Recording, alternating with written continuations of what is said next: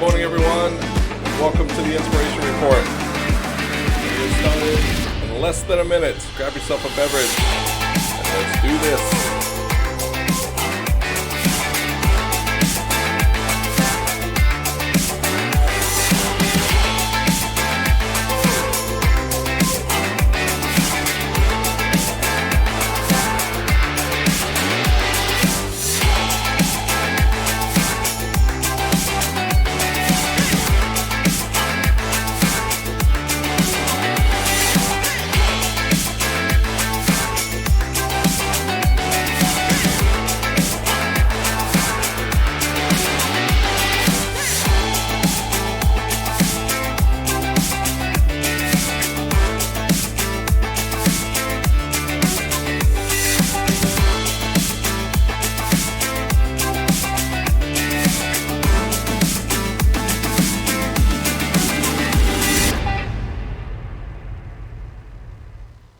Once again, good morning, everyone, and welcome to the Inspiration Report for September. We're super excited that you have decided to join us this morning.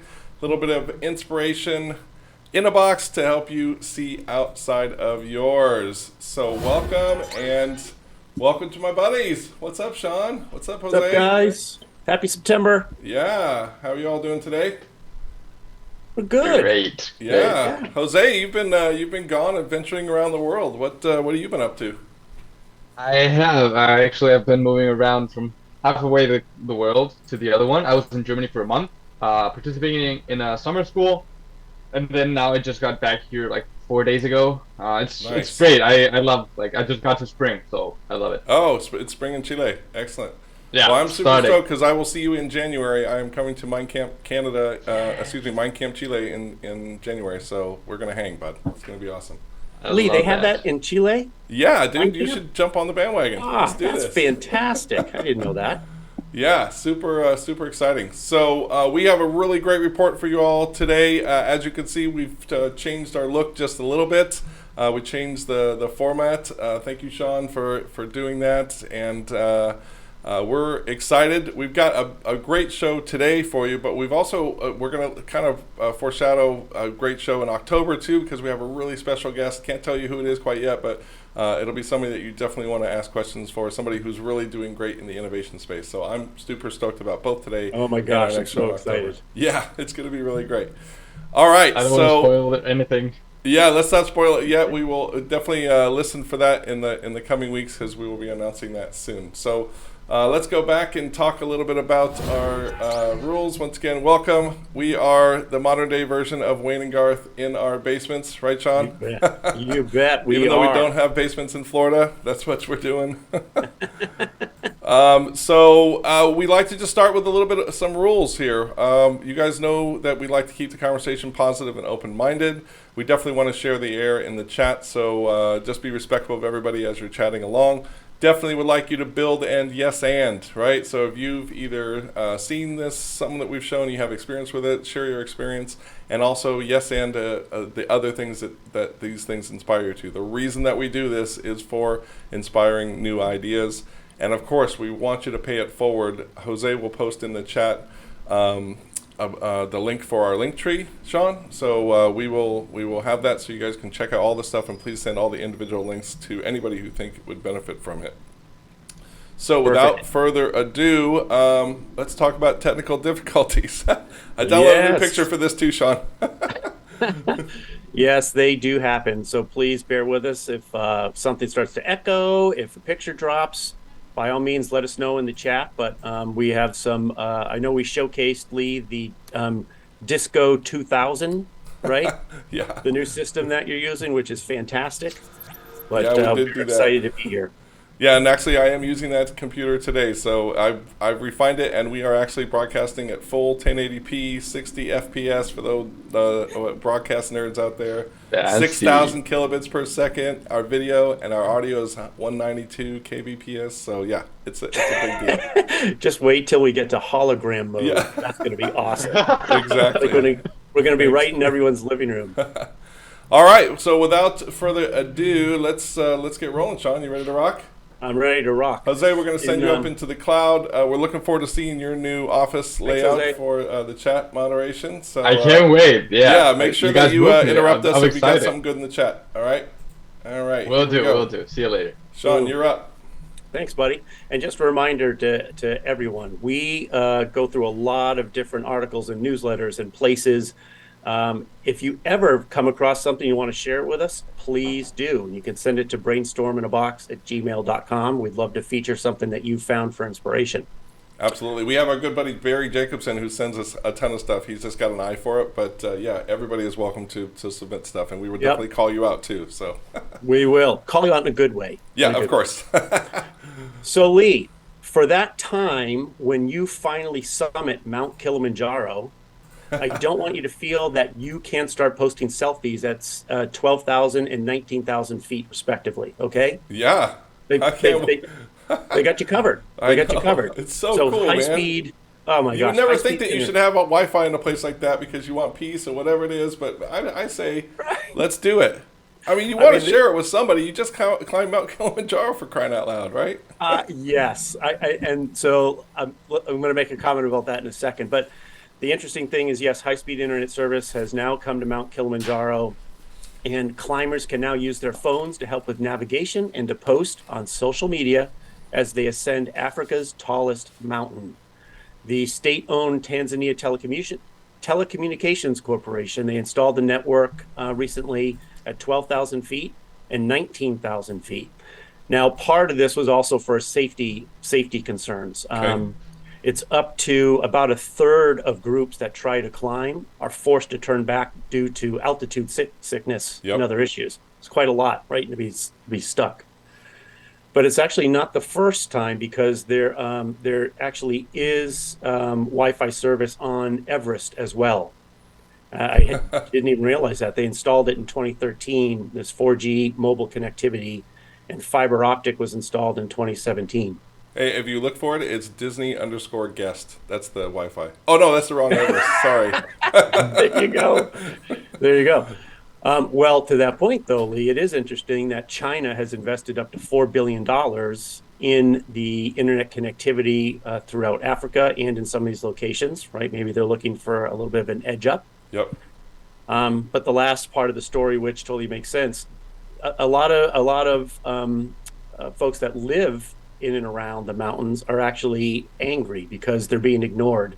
And it's something like 43% of folks do not have internet access, but they're making sure that you can take a selfie from 19,000 feet. Hey, Elon Musk is doing his best with Starlink. It's going to be a lot bigger in 2023. So I have the same thing where I'm about ready to move to a rural area in Canada, and you ask a real estate agent, hey, what kind of internet do you have here? And they're like, we have Wi-Fi. And you're like, oh, no. Is it wired? Is it, is it beamed? What is it, kind of thing? So, and it's interesting, Sean, because you think about a lot of people were like, well, we don't need connectivity here because we want to enjoy the moment. But coming from a person who has been in a long-distance relationship for 5 long years, a lot of times the connection is an afterthought, and it's a bummer because if I want to experience something with somebody that's not with me, if there's no connection, I can't do that, and that's a total bummer. So I'm really excited that they are doing this, and I hope that more remote locations jump on this bandwagon as well. Yep. I'm gonna pack your backpack. We're going together. I thought you were supposed to pack your own. Oh, that's your parachute. Sorry, pack your own parachute. I'll pack that for you too. Thanks, buddy. I would trust you with that, just so you know, and you too, Jose.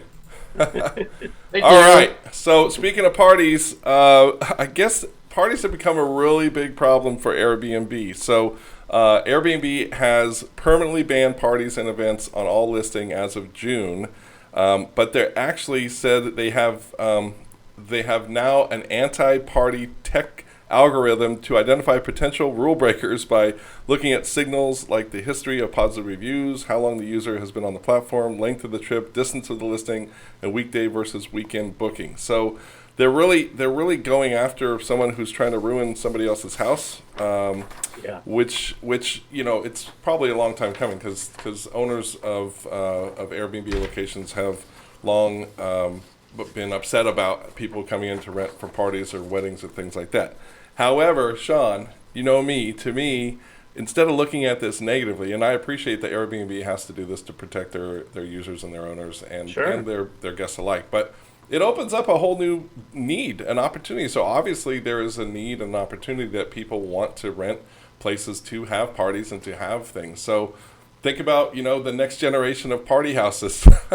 I was thinking, how Imagineering screws down all of the pictures and things like that in any Disney display, right? So just, basically make the house party proof. Is that possible? I think and there you go. It's totally possible. Party right? B&B. There's an idea for you guys. Somebody go out there and do it, and we get free stays though, right, Sean? That's right. We will host the first party at every new venue. Yeah. Anything else that caught your eye on this one, Sean? Well, I think like you were going to safety and concerns of property, but some of the other issues too were it was the size of the parties that were happening. Like, it wasn't just like 10 or 20 guests with loud music. It was like hundreds of people taking over streets and communities. Yeah. And yeah, it's just a challenge. But I do think it can be evolved, right? And evolved for use. Right. Yeah. And again, opportunity out there, so somebody should seize the guys? opportunity. Yes, sir. So we have Liz here in the chat says, totally, I always travel home for Christmas and would love to host Christmas Eve. So hard to find that Airbnb. If you charge covered, do they get a kickback? That's interesting. That's awesome. You have a keg in the backyard. Yeah, definitely. Yeah. You know what Airbnb could do is hire the security guards from Project X. You guys remember that movie? Yeah, I love that movie. That's like my theme movie. I love that movie. Yeah. That's my personal goal, to have a party that's that epic. Like, when I go to parties, I expect that epic, and I never get it, but I would love to host that. Jose, I can't help but notice your new office looks amazing, by the way. Nice desk. I know. I got promoted. I don't know how, I don't know why. I came back from Germany and I have a new desk. I love it. It's really not great. IKEA though. It's not IKEA. You should leave for a month more often, right? It looks good. Good stuff. I'll leave for 2 months next time. Let's see what comes out. All right. Again, please keep chatting it up in the chat box, and Jose will stop us, and we will get back to answering those stuff and talking about it here. All right. Let's see what's next up, Sean. You bet, buddy. Power tools. Let's do this. Power tools, empowering girls. I think this is a brilliant idea, especially as a dad of 2 daughters, 22 and 19. And one of the things that I did for Christmas every year is I started building them a tool bag, so that when the time came that they would go to college, both of my daughters have all the tools, screwdrivers, drills, wrenches, hammers, and they have used them significantly too. But there is a significant deficiency of females working in the construction trade. And as of 2019, the workforce was only 10% female. So there is a brilliant organization, National Association of Women in Construction. And the Austin chapter recently organized a summer camp just this past summer for girls, teaching them how to use power tools and get involved in basic construction. And this one young lady, Ainsley Muller, who was 11 years old, she had gone to theater camp the summer before, and her mom had come across this, and it was presented to her, and she said she couldn't refuse. When my mom told me about construction camp, I knew I had to go, because some people don't think girls could do things like that, and they're wrong. I had a blast. That's awesome. They leave the camp with safety equipment that they can take with them to continue to work on future projects, but they learned how to use the tools, and I just think it is a really brilliant opportunity to start empowering young girls into STEM and construction. Absolutely. And actually, in our audience right now, we have my good pal Emily, and Emily is absolutely versed in construction. She went to Peru to help construct a school, a couple schools, right, Emily? Correct me if I'm wrong. And so she definitely knows how to weld and fix a sink and use a drill and all that kind of stuff. So yeah, it's really important. I find that I was never taught this stuff, even as a man, to do some of this stuff. So I actually would love to go attend that. But just like you, Sean, I made sure that both my kids had that toolbox and taught them the safety part about it and safety goggles and things like that. So yeah, really great stuff. Yep, brilliant. Good stuff. Excellent. Thank you. Yeah, go for it, Jose. Yes, guys. Emily says, any woman in construction near Toronto, follow Instagram woman on site. So you might want to take that if you are in Toronto. If not, then you can also take it as well. Awesome. But it's really interesting. Thank you, Jose. Cool. Laters. Okay. I love that office, man. It's so cool.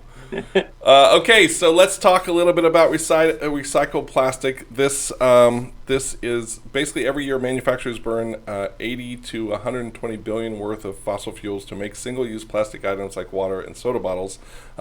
Even if plastics are recycled, the process requires additional energy, which releases even more greenhouse gases.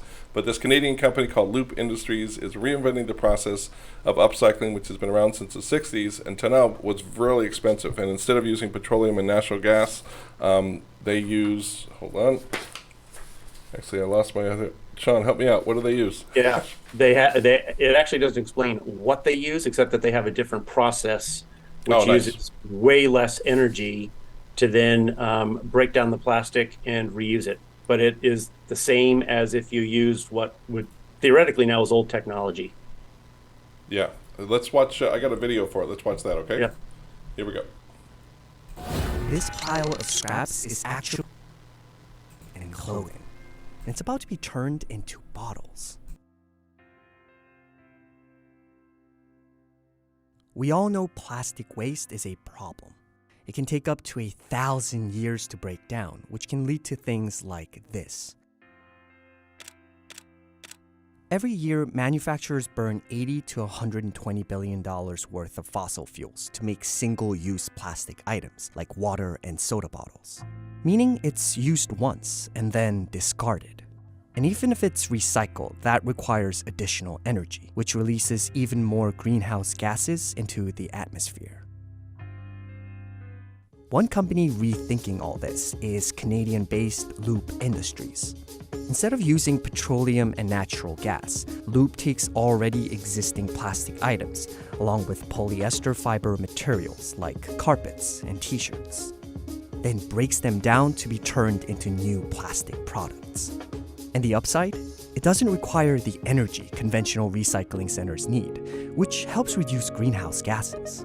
Not only are we using waste plastics, but we're using waste plastics that have no value today. So those are the plastics that end up in the ocean, in your rivers and landfills, because no one can do anything with the material. So Loop's technology is built to take very low value material and create a very high value product out of it.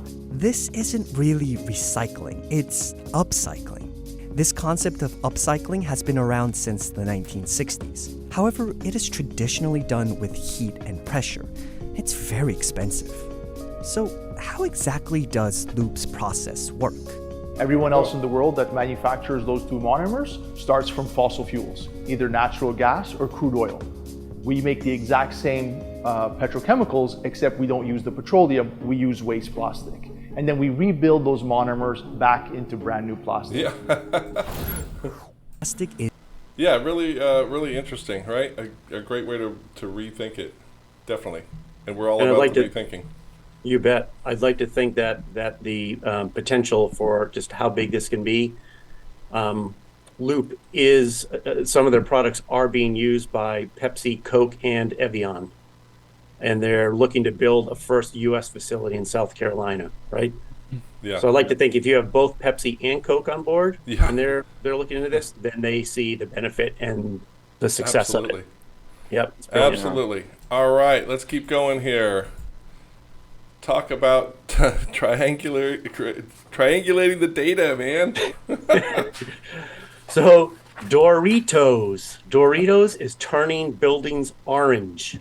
And I love the examples because they're looking for buildings that look like that are triangles, right? That look like a Dorito. It's so organic, right? Why not? Yeah, totally. So it's a contest, right? Why wouldn't it be? There are weekly potential prizes of $15,000 and a grand prize of $250,000. They're also engaging on TikTok, and there's an opportunity on Snapchat with different functionality. But there are 3 locations, at least so far: West 57th Street in Manhattan, the Bass Pro Shop in Memphis, Tennessee, and 101 Marietta in Atlanta, Georgia. Nice. So find an orange building, you might win $15,000. It looks like a Dorito. Yeah, and better if it's shaped has a triangle shape, right? And Sean, Exactly. I don't know if you know this, but I learned this from a good buddy of mine, a good Disneyland fanatic. But Doritos were actually invented at Disneyland in the early or late 50s. Did They you know were? that?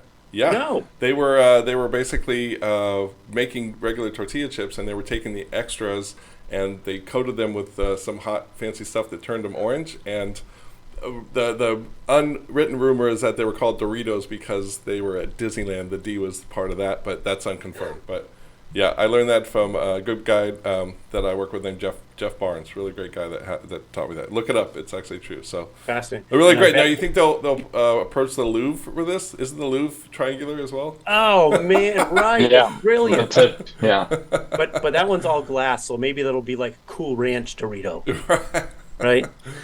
Boy, we see these on the actual pyramids. We got ourselves a promotion here. All right, are you tired of working? Yes. Do you love sleep? And again, I'm looking out there. I know that my in-laws, my wife, my in-laws, their superpower is definitely sleep. And this is a great promotion that Casper is doing. They launched 8 years ago as an online-only mattress company, but they're actually now hiring people with exceptional sleeping ability and desire to sleep as much as possible to exercise those natural talents for money. Those tapped Casper sleepers will snooze in the company stores in unexpected settings out in the world on their mattresses, and those siestas will be posted TikTok style as for advertising. So if sleep is your superpower, you've got a promotion for you here. I sent it to my younger daughter, who's a sophomore in college, and she said, "If I get hired, do I have to finish college?" Yes, yes you do. Sleeping for a living. You know, I also think that sleep is a little bit underrated in the fitness world too, because they have on Fitbit they have challenges for steps and for walking and stuff like that, but they don't have sleep challenges. I would love to have a sleep challenge. See who's getting 8 hours of sleep with an 85 sleep score, right? And Lee, to your point, as we brainstorm, it seems like one of the mattress companies would be an awesome fit to one of the mental wellness apps, literally Absolutely. to talk about sleep. Yeah, Right? It seems like a total good contact. And the Yeah. other thing, also to me, this is a promotion for let's just have a sleep in for the mattress place anyway, because who wants to buy a mattress without actually sleeping on it, right? So Yes, totally. all right, I'm going back up to Jose using one of my new stingers there. Tell us what's going on, Yes, Jose. yes. So people love it that talking about sleep. Mark says, can that tie in with Doritos? And then Emily says, yes, I've always wanted a Fitbit sleep challenge, and to be honest, myself as well. I think it's we don't talk that often about sleep because we tend to associate it with just like something that people always do. Yeah. But it's really important. Like we spend at least a third of our lives just sleeping, so we should do it in a good place. And Casper has a solution. What's up, Exactly. Casper? Exactly. Give us some ads. Casper sponsorship. And thank you all Yes. again for the comments. Also, thank you, Nicole, for subscribing. That's really Thanks, great. Nicole. Thank you for following. All right. So next up, oh, I love this so much, Sean. This is again, I'm sorry, I know you're going to tell us about it, but this is one of those things that here's something negative, right? And this, what KFC did here was turn it into a positive and used it for their own benefit. And instead of being all, anti and busting these people, they did something positive with it. Tell us all about it. It is so brilliant. So finger clicking good. One of KFC's agencies came across and built an entire campaign around the fact that other, generally small restaurants are using the same photography of chicken sandwiches from KFC, right? So KFC says it's, do you know people steal KFC's product photos? Yes, it happens. Counterfeits are everywhere. Clothes, bags, shoes, phones, watches, jewelry, movies, everything in between. And But a chicken thing- sandwiches. And chicken sandwiches. A thing that is commonly knew? counterfeited is something you wouldn't expect, KFC photos. Yeah, I've got, So I've got they- a great video on this. Let me know Yes, when you want they me to show it. literally went around to all the restaurants, almost very much. Oh my gosh, who's the old guy that did the news reporting? Geraldo. Yeah. right? Very Yeah, Geraldo Rivera, style, and he would like, put people on the spot. Yeah. yes. And they found And it's all the funny places. because I think the reason, I mean, you'll hear in the video, but the reason they did it is they were just pissed off because they were using overly pixelated, crappy pictures, right? So That was it. To showcase. I mean, it's bad enough they're stealing the pictures, but why use a crappy one? And the payoff here, just before you go to the video, is they took all of their own chicken photography and created a free stock imagery website.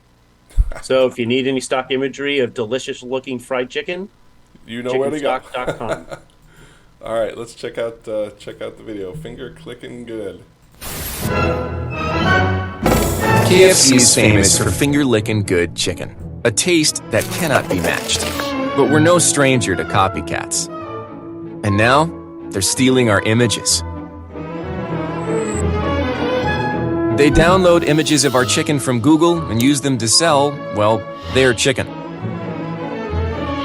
Come on, guys. Fried chicken, not fried pixels. So what do we do with these shameless thieves? We help them. KFC Chicken Stock. An image bank full of KFC chicken in high resolution, from strips to breasts to drumsticks. Free of pixelation, free of charge. Ready to be stolen. Want to steal our images? Fine, but do so properly, please. So how did it all work? First, we announced that they could steal our images. We even knocked on some doors to confront those thieves face to face and invite them to steal as well. But then we tracked down the IPs from everyone who did, and with their locations at hand, we made it very public.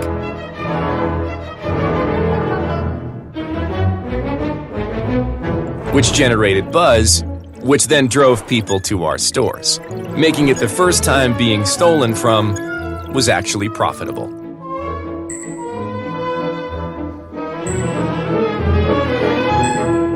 All without getting our hands dirty. Well, kind of.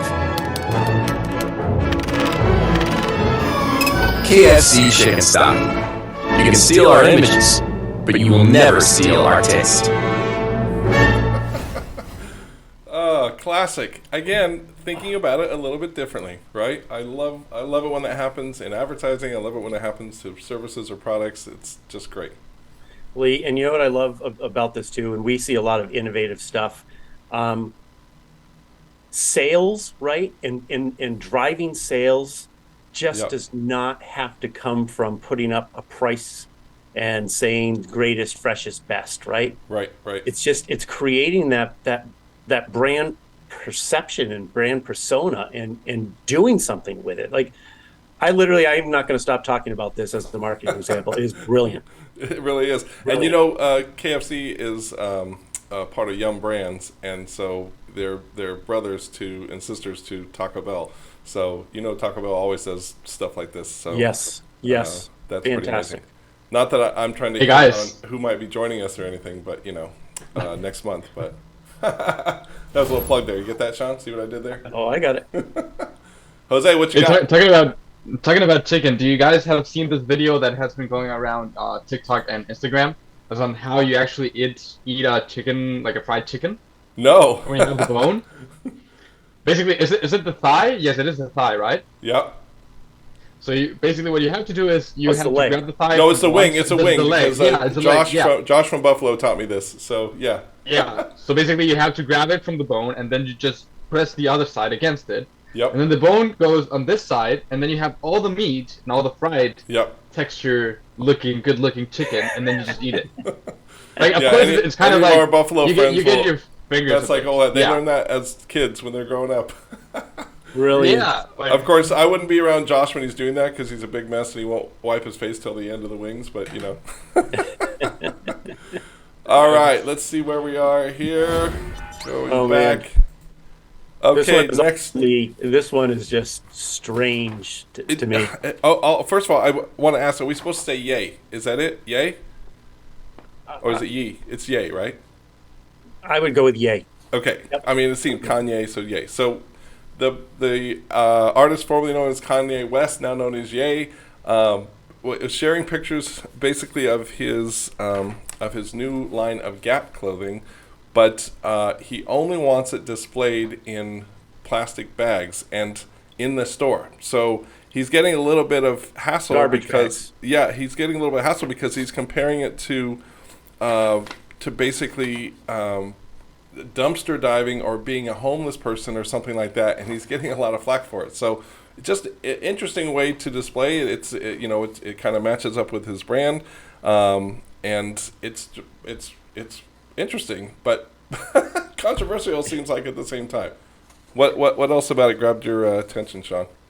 Well, what grabbed my attention is that one partnership with Gap, right? So I would love to talk to the marketing leads at Gap on what are they trying to do with their brand for a partnership with Kanye, right? And I just say that factually. It just seems like such a mismatch to what Gap has been. I actually don't even know what Gap stands for at the moment, but the cost, I mean, it's black plain hoodies and T-shirts that cost up to $300.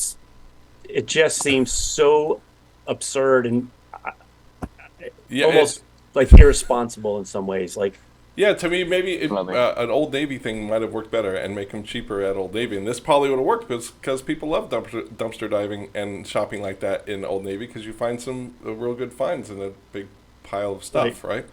I don't know, interesting. I would love to talk to the marketers behind this and exactly what that strategy was. Agreed. But you said I think you hit it on the head, though. You said this is really interesting, right? And it is. I mean, and that's why we put it in there because, again, we want to inspire people to think differently. And this is a different 100%. Way to think about it. Controversy or no controversy, taking a clothing line that's expensive and premium and putting it in a plastic bag to dumpster dive through, you wouldn't think of doing that. So, yeah. Right. Yep. Good stuff. Okay. All right. Tell us about this one. This looks also very good. One seat at a time. So this is one of our positive stories and people taking a moment to help and make change. So James Warren spotted a woman sitting in the dirt in and around the Denver area, the only seating option available at a bus stop while she's waiting for a bus near Sheridan Boulevard and West 8th Avenue. And he saw a problem ripe for fixing. James said, "I thought it was really undignified. She had to sit in the dirt to wait for the bus." So he literally took it upon himself in a city that has the Regional Transportation District maintains 9,720 active bus stops across its 8-county region. I mean, I and never no benches at any one of them? There are many that do not have benches. Wow. You'll walk around, you'll see many stops that are not serviced by something as simple as a bench, and it can make a big impact. So he has just started creating them by himself, and he puts on the top, "Be kind." And I think it's a brilliant effort and a brilliant example, right? Yeah, just a nice reminder. And it's always that on a more serious level, right? We know, Lee, I mean, we talk about a lot of finding, see something that has an opportunity to be fixed or changed or modified. And this is such a perfect example of the basics, right, of design thinking. And throw in some positivity, because positivity always leads to good ideas. That's the reason we have that rule, right? Because there's science behind positivity and making connections and creating ideas. So that's right. This is really great because the people standing here might actually inspire them to go do something great in the world. So I wish this guy would come to Central Florida because Central Florida does not have the best bus stops, specifically down 192 because I took that route. And it rains all the time here, right? So someone should take that as an opportunity, right? Dude, I took a picture of one. I can't believe that, honestly, like you've noticed it too. I'll actually take some pictures. We'll put it in a report for just the absolutely ridiculous design of bus stops. Like, it's useless. It's totally useless. It's the perfect example of, can we? Yeah, we can build one. Should we build it like that? I don't know if you remember, but a couple of reports ago, probably in early 2021, we had a bus shelter that was an advertisement for a donut shop, and it had it was like their new croissants or something, and they had heaters that looked like you were standing in an oven and baking the bread. I mean, add maybe some Scientology right there, and you got yourself not only a great bus stop, but also a nice ad. So brilliant.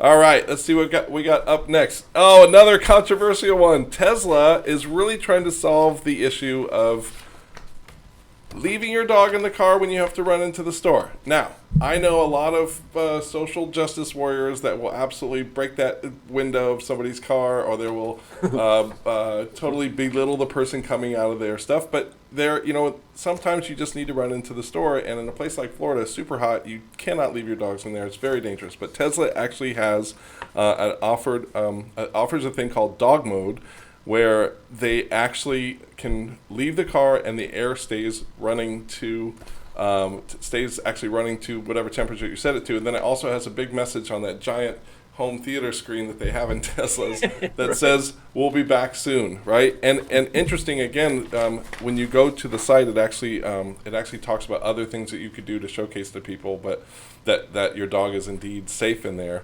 But who knows? Would you, if you any doggos out there, if you have had a dog and had a Tesla, would you put it in dog mode?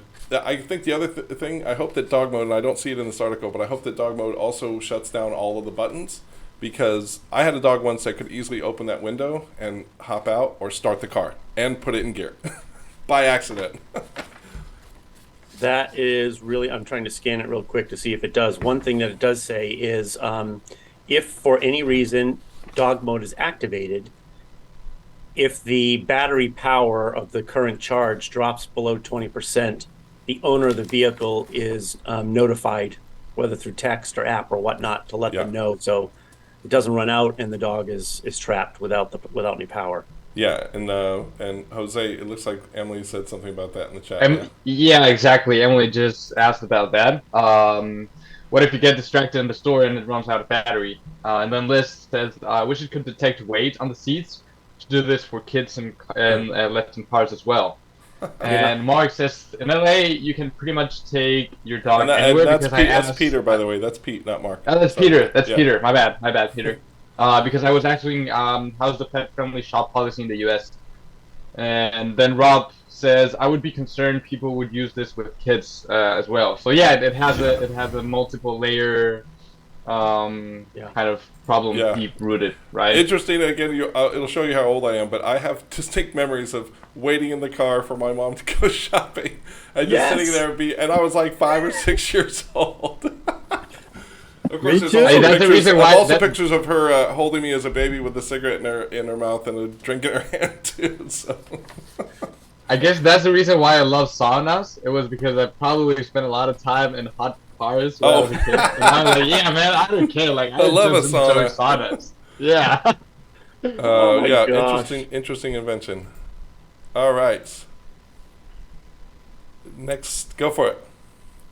And we left the light on for you, Lee. So please tell me you remember the Motel 6 guy in the voice. Oh, absolutely, of course. Don't forget. Also shows you how old I am. So, what is it like to stay at the most expensive Motel 6? Well, the original Motel 6 is in Santa Barbara. It was opened up about 60 years ago, and it launched with a room rate of $6, right? 60 years ago. And now it actually, a guest just stayed for $426 a night in the original Motel 6. Wow. It's fascinating because it is located in a coastal part of California in a really great place in a very expensive area. And so with different events that happen, it serves an amazing purpose. So not only does it have a cool history and is kind of retro and funky and cool, Motel 6 is kind of really expensive at the same time. It's not 6 anymore, right? That's why they call it that. That's right. It's like the dollar store, which is now, I think, the $1.99 store, but they haven't changed their signage. But glad that they put some effort into it. Like, again, redefining brands is an important part. You can never really rest on your laurels. So thinking about how people think about Motel 6 and how the company will construct that strategy to keep there's a lot of competition in that space, right? So how do they keep it going? Yep. Just thought it was an interesting story, and the original Motel 6 and the design of it is cool, and it is super, super used, that's for sure. Very successful. Yeah, it looks like my good buddy Francois is out there too. Welcome, Francois. I see you in the chat there. Okay, so again, my Canadian friends are doing something awesome, and of course, Emily, if you're out there, if you know more about this, please chime in. But this is a project that reminds me of the multiverse, Sean. I don't know if you've seen Doctor Strange, but Universe 838, all their buildings were basically forests and buildings at the same time. Yes. So back in February, City of Toronto announced plans for a new development alongside the waterfront. It's basically it's a wish list for any passionate urbanist. 800 affordable apartments, a 2-acre forest, a rooftop farm, a new arts venue focused on Indigenous culture, and a pledge to be zero carbon. The idea of affordable, like when you say Toronto and affordable, that right there is a little bit of a contradiction, because Toronto is a really expensive place to live, and I only know that because a lot of Torontonians are moving west to where we live in Canada and buying up those houses. So every time we see a house, it's been paid cash for by somebody in Toronto that's buying it in Leamington. So the idea of affordable off-the-grid Eden is in the heart of the city. Sounds great, but they have an entirely different urban utopia plan for the same 12-acre plot known as Quayside just a few years ago, and it had a little bit of controversy, so they've adjusted it to this. So I hope that this stands for a beacon in construction and building as we move along in the future. The same way, and I'm now forgetting the reference I was going to make, but basically inspiring other people. Oh no, I'm sorry. The same way. Remember when outdoor malls took off? Yes. The something at Brand in Glendale. I forget what the name of it is, but all of a sudden you started seeing the indoor malls left, and the outdoor malls with the apartments on top of it, making it more of a community, came in. So I'm hoping that this will be an inspiration for other construction. I agree, and it's just another example of multi-purpose function for anything, right? Yeah. Like why does a single product or unit or construction or building have to have just a single purpose? What else can you do with it at the same time, right? Right. It's brilliant. I feel And bad actually though for the wonder people too- that aren't. I feel bad for the people that aren't green thumbs that want to get a place there. I know, right? Like, it's hard to keep a plant alive. I've learned that in the last year now that I'm getting closer to being a farmer. But I know how to do it now, but I didn't know before. I would have definitely killed any tree outside my balcony. Hey, Lee. Yes, sir. Let's do this. What do you got? Yeah. So here it says here the Grove. The Grove. Oh, the is Grove, big yeah. outdoor mall in LA. LA. And yeah, and also talking about this kind of like urban gardening, and it's really interesting because I was at the summer school, as I told you, in Germany, and basically the students have to pitch ideas on how to make more sustainable the cities, and one of the ideas was to create gardenings inside of the city, which actually helps decreasing the amount of temperature that it's inside the city, and as we all know, temperature is rising. And this is a good idea to kind of like lower the temperature inside of the cities, because as we all know, concrete jungles get extremely hot. Absolutely. So having this, it's a really, really good idea to reduce also the heat that's in the cities. Yes. So it's brilliant. Great. Thanks for sharing that. And that ties, I think, also, Jose, the story that we had several months ago about the painting of roofs, which was actually a product promotion. Coors Light. Yes, Yeah. yes, I remember that one. Yes, Right? exactly. The white roofs, right? Yeah, I Yeah. remember that. Yeah. Yeah, It's fascinating to me. Like we know that there are these things that are available, but the industries are so stuck in their ways for some reason, right? yeah. And speaking of the barn, come on, the barn dominium. That's amazing. You bet. So these famous farm-style homes combine living space and a garage or working area under a single roof. And it's the economic factors and a renewed interest in farmhouse living that are contributing to this trend. But this notion of barn dominiums is popping up all across the United States. And it's coming out It's of... super cool. I mean, I also want to do church dominiums, because there's a lot of vacant churches where we're trying to buy a house in the north, and it's just like, let's convert those to where we're Yes. at. Well, it's coming down to cost. So the cost affordability of a metal structure building or a building with metal roof is incredibly more affordable. A lot of folks will say depending on the family and their purpose for having it, a lot more room, very spacious. Yep. Um, Open, and a lot more open. Yes. Being able to customize the inside Yep. and the ease of which to do it is a huge selling point. And my father-in-law actually just built a really nice shed. He calls it a shed. You could park a plane in this thing. It's so big. But he had the entire floor. The entire floor is heated, so there's no need for any additional heating because it comfortably heats the space just by heating the floor. And it's supposed to be really energy efficient as well. It's brilliant. Brilliant. Yeah. Super cool. Yep, think it's super cool. We need one. Okay, so we're getting down to our last slide, and we picked a good one. So get your tissues ready because this is a really, really inspiring story. So, and I'll tell it, and then I'll also play the video. But in 2006, at only age 15, a football prodigy, Keon Prince, was stabbed to death while protecting his friend from a knife attack. He was one of the most promising talent in the Queens Park Rangers Academy. Prince's life was devastatingly cut short before he was allowed to fulfill his full potential. To mark his 30th, what would have been his 30th birthday, he was hitting headlines again because he has finally signed up to his former club as a playable character in EA Sports. So the FIFA. promotion is called Long Live the Prince. It's created pro bono by a company called Engine in collaboration with EA and the Keon Prince Foundation, which was set up by his father in 2007. And all proceeds raised in the campaign will go directly to the foundation. It's a great use of technology to honor someone who could have been one of the greatest soccer players ever. So let me roll the video. My name is Keon Prince, and I am a professional footballer. Or at least I would have been, had I not been killed when I was 15.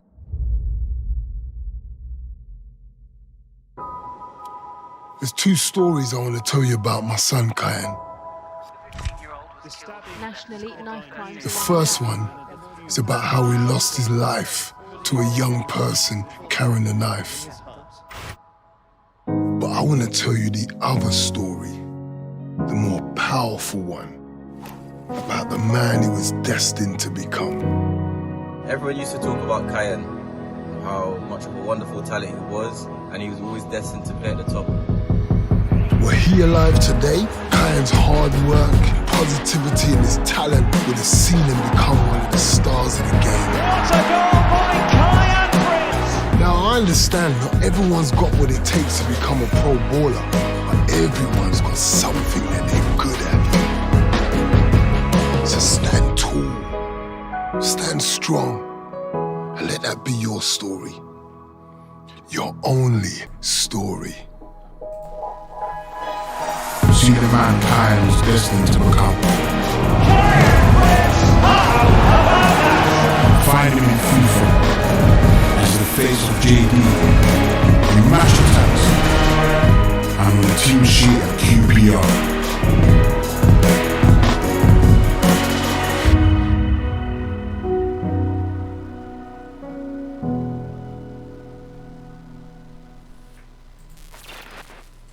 Really powerful. Sorry. Dude, you got me, man. I got so you, buddy. powerful and so positive. I love the fact that they took, again, a horrible thing and they turned it into something to inspire people. Just really great. Sorry, you're gonna have to take over though. No. It one side we could all quickly go to, and why we were saying, talking about the power of technology being used for good, right? Right. You could very quickly say, okay, was this player and this person and his persona exploited, corporate use? Yes. Yep. There were sporting goods stores that have him on a building and all this stuff. But that really is not the case. This is a really interesting situation of partnership, cooperation, coming together for the benefit of something bigger than jerseys Absolutely. and video games. Like, Yep. sometimes companies can do something for good, right? And is it powerful and great PR for EA and FIFA and all this stuff? Of course, it's fantastic. But why would that ever be a bad thing? To honor him though, Right? He would have to me, I think he would have been stoked, right? And the amount of people that he's going to inspire that way, because that's speaking to another generation, and hopefully he'll inspire people to be the best that they can be in whatever they're doing, and he's not even around Yes. anymore. That's like amazing, inspiring beyond the grave like that. Oh, it's so moving. I see it as an awesome example of a company like EA using the platform that they have, and again, all of the revenue or anything that was coming from this, or a portion of proceeds from the video game and stuff, is going to the foundation that is in Prince's name, with a clear goal of helping to build confidence in young people. And what an awesome example of having some responsibility for something bigger than just the corporation's profit, right? Absolutely. And thank you so much for putting that in, Sean. It's super, super great. Hey guys, if I also may add a little bit. Go for it. I think companies such as EA and others, I think they are in debt a little bit with youth and society on how they promote their styles of living, basically. I think this is a great idea, and it should be pushed a little bit more. A few weeks ago, there was a soccer match between Barcelona and someone else for like ALS purposes, and it was so nice to see like the people that had ALS. They were in the pitch, they were talking to the players. You know, there was such a good connection, and you felt that it was like kind of true, but at the same time, it's also basically a show. But it's good that companies and teams kind of support not only youth but people that are in other kind of capabilities. So I think this is something that should be moving on more and more in the next years. And great, by the way, from EA. Absolutely, and actually I don't play FIFA, but I'm definitely going to look for it now and give it a try. Yep. So that brings us to the end. Thank you all so much for joining us today. We are super excited. It looked like we had over 20 participants today. We love that. Please come back on October 7th. And again, we're not going to reveal the surprise, but we are going to have a really special guest that you'll definitely want to ask some questions of. And we're super excited. It'll be on October 7th, and you'll hear more about it from both myself and Sean in the coming weeks. If you see something out there, right, Sean, send it to brainstorminthebox@gmail.com, right? Is that our address? Right. Jose will put that in the chat for us, and then we would love to showcase it here. So keep your eyes open. What else, gentlemen? I am just excited for honestly for this next show, and we appreciate everyone's support. Hopefully, this show for 16 months now, right? I think this is 16 months. Yeah. Continues to serve as a source of inspiration and stuff that you'll share with friends and your coworkers, so on and so forth. So, absolutely, hey guys, watch for the news. Don't talk about it so much, okay? Oh, right. I won't talk about it too much. Almost let it out of the bag. All right, guys. Well, thank you again for joining us. Again, we will see you on October 7th, 11:30 a.m. Eastern Time. And you can always contact us at brainstorminthebox@gmail.com. Please subscribe to this Twitch channel. You can use your Amazon Prime and subscribe for free, and then you get notifications when we go live.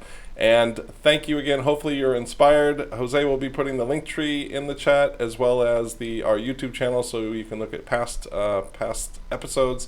And we appreciate you all being here, and we will see you next time. Cheers, Thanks, fellas. everybody. Thank you. Thanks, guys. Good seeing you. Ciao, everybody.